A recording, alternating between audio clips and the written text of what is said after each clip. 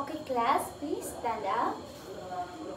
Roshana, please lead us our prayer. In the name of the Father, the Son, the Holy Spirit. Amen. Good morning, class. Okay, you may now take your seat. First, I'll check your attendance. Who's absent? Okay, very good. No one's absent. So, before we start our lesson, I have here 8 classroom rules. So, class, please read our classroom rules. Okay, thank you. So, our classroom rules is, first, listen when the teacher is talking. Second, raise your hand before you speak. Third, always follow instruction. And last is be honest. So, okay, let's proceed. I have games here. Ang gagawin nyo is, hulaan nyo ang hulaan nyo kung saang laro ito nakabilong. Okay? Naintindihan ba? Okay, so let's start. First is, what is this? Okay, very good. It's a can. Next, what is this? Okay, very good. Mga bata na naglalaro. Ito, ano ito? Okay, very good. Chanelas. So, may idea na ba kayo kung anong topic natin ngayon? Okay, thank you. So now, let's proceed to our first activity.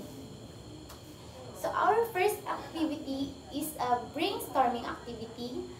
Meron ako doon na jumbled letters. Then, ang gagawin nyo is, I will group you into 2 groups.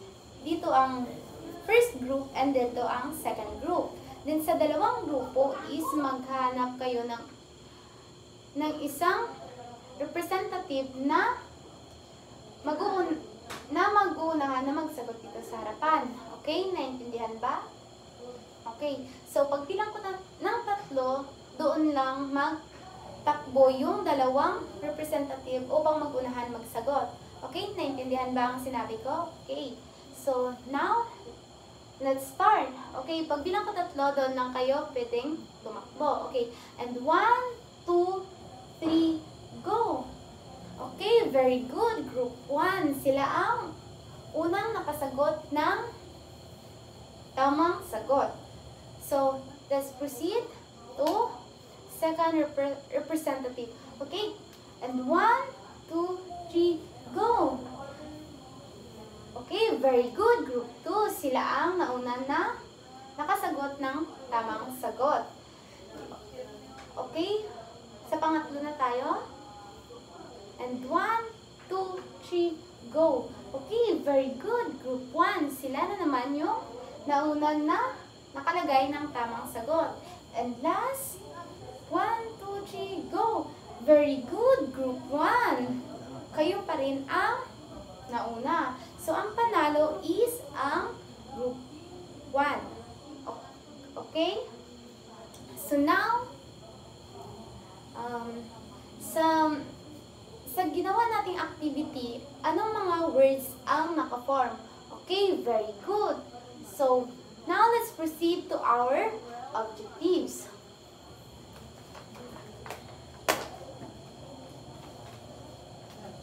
Okay, class, please read our objectives.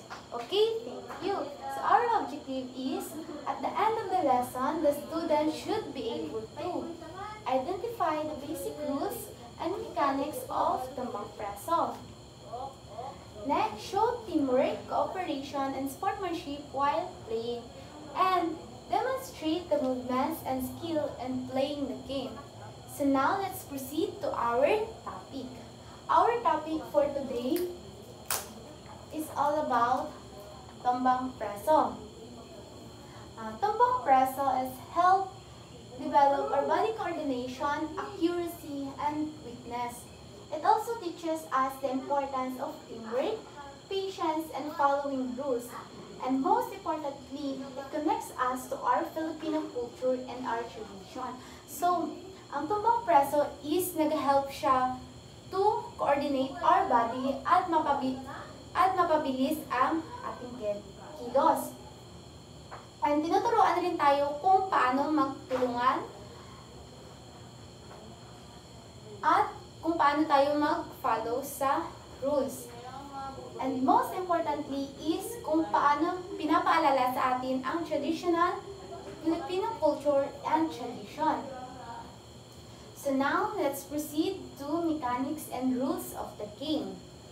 Set up the can. Set up the can is place the empty can upright at the center of playing area. So, ang can is ilalagay mo doon sa playing area. Next, assign the preso or guard. One player stand near the can to guard it.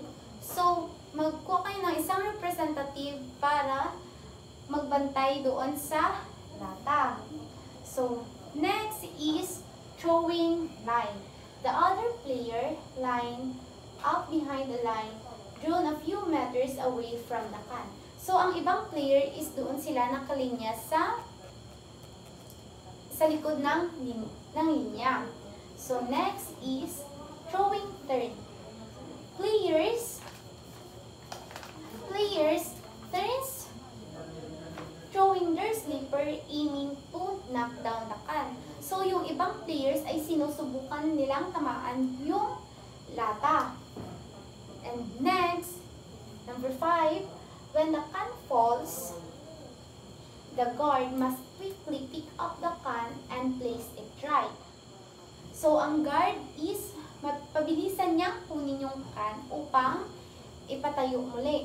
Then, while the guard is doing this, the thrower tries to retrieve their slipper. So, ang guard is yung ibang player ay sinusubukan nilang tamaan yung lata upang mapatumba itong muli. So, last is tagging rule. The guard can tag as player who tries to get their slipper. So, yung guard is habulin niya yung player na sinusubukang kuhanin yung chanelas. So, if a player is tagged before they get their slipper, that player becomes the next guard. So, kapag mahuli ng preso yung player, ay siya naman yung magiging guard. So, next, class, what do you think the physical skills that we use in tumbang preso? So, first, we have agility. This is your body to move quickly and change direction fast. So, agility is kung gaano, ito yung ability ng ating katawan na mag-move ng mabilis and mag-change ng direction. So, next is balance. This helps you to stay steady and control while moving or throwing. So, sa balance, dapat sa paglalaro ng tumbang preso, dapat meron tayong balance. Kasi without the balance, there's a possible na hindi natin matatamaan yung lata. So, next, reaction time. This is how fast you respond to a situation. So, ang reaction time is kung gaano kabilis mag-respond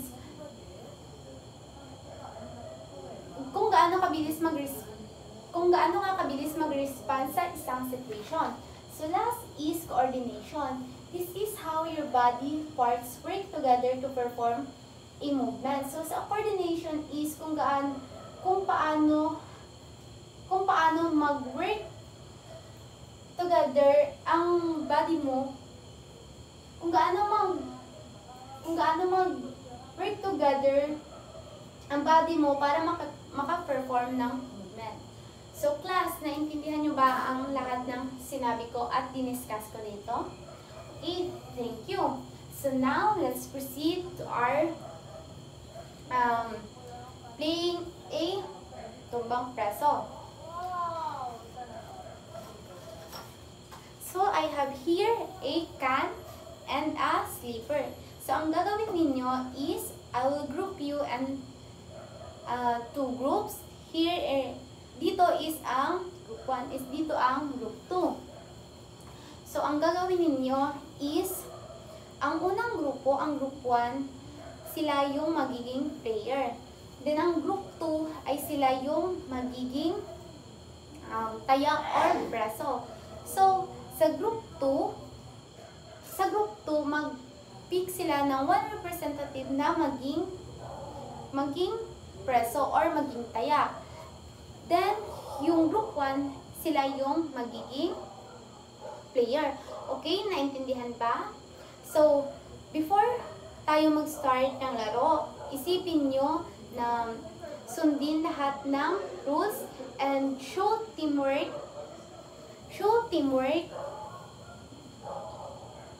And dapat hindi kayo mag-aaway kasi it's just a game. Okay? Naintindihan ba? Okay. Okay, very good class. Tapos na ang laro. So, pwede na kayong bumalik sa inyong upuan. So, I'll give you 5 minutes para magpahinga.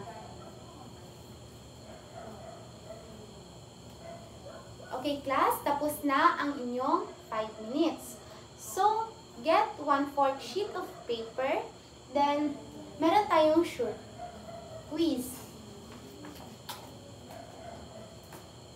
I'll give you 10 minutes para answeran itong 5 question. Okay, tapos na ba? Okay, very good. So now, exchange your paper at mag-check tayo. Okay, very good. So, sino dito ang nakakuha ng perfect score? Okay, very good. And so, before we end our lesson, I have here a assignment.